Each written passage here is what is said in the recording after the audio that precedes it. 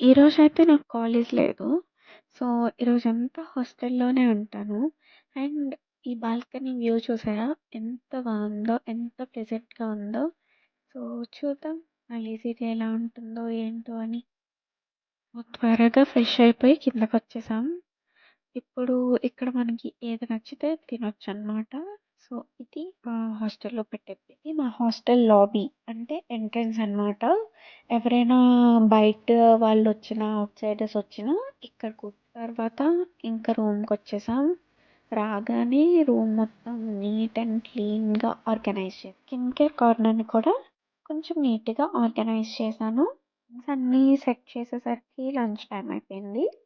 So, lunch కోసం అని చెప్పి మళ్ళీ మెస్‌కొచ్చేసాం. ఇప్పుడు ఈరోజు లంచ్‌కి ఏం పెట్టారో చూసేద్దాం రండి.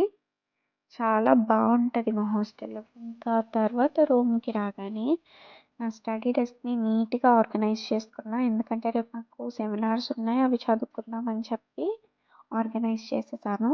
అంతా ఆర్గనైజ్ చేసుకొని ఒక సబ్జెక్ట్ ఇంకా చదవడం స్టార్ట్ చేశాక తర్వాత నోట్స్ రాసుకొని మెటీరియల్ రెడీ చేసుకొని చదివేసరికి చాలా టైం అయింది. ఇంకప్పుడు సబ్జెక్ట్ మొత్తం చదివేశాక ఇంకా ఈవినింగ్ మళ్ళీ బాల్కనీలోకి వచ్చా సన్సెట్ వ్యూ కోసం. కానీ ఇక్కడ వెదర్ చూస్తే మీకు అర్థమయ్యే ఉంటుంది ఎంత కూల్గా ఉంటుందో.